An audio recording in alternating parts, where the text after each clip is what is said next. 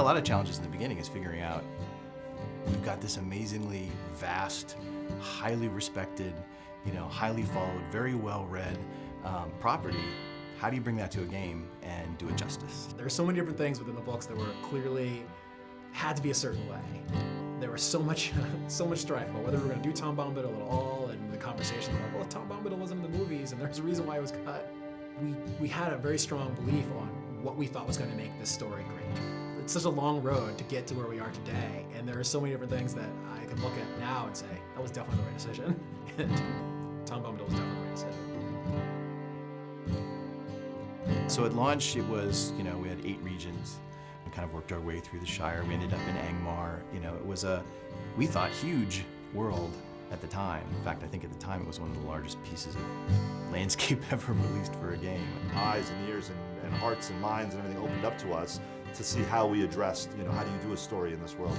We can't be Frodo, right? I mean, these are the things that people thought the game was going to be, that I could be Frodo and I'm going to run through Middle-earth. We had to get them to understand what our take was, that we were allowing you to tell your own story within Tolkien's story. Our goal was, this has to look unlike any place that anybody's ever been in an MMO, right? And hopefully also in an RPG, because when you read about Moria, it's this big, huge, giant, expansive, cavernous place. The idea was to use, to make it a landscape space with not one, but 2 separate height maps. So there'd be a height map for the floor and then a height map for the ceiling.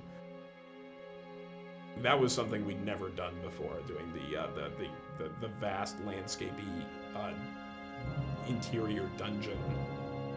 It's really hard without a day file and without having sky and clouds and sun and all the colors that brings in. And you could have 2 stretches that have the same grass pattern, the same little huts, and you swap out sunny blue sky for crazy red, green, shimmery, evil thing. And it totally changes the look and feel. Not having that in Moria, it was much more challenging. challenging, yeah.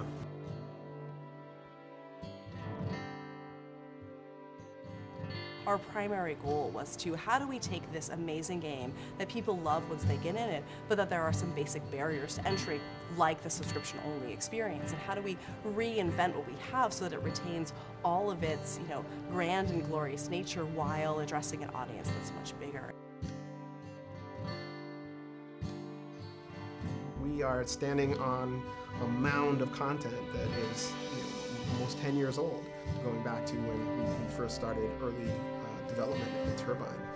I think it's a credit to the early architects of the game that we're able to continue to add on to it and grow it and do remarkable things.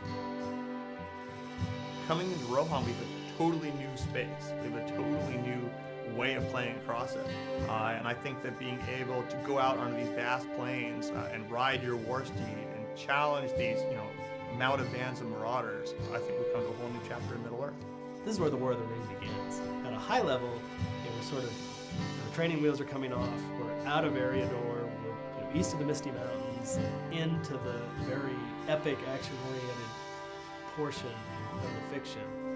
And being able to tell that story is extremely exciting.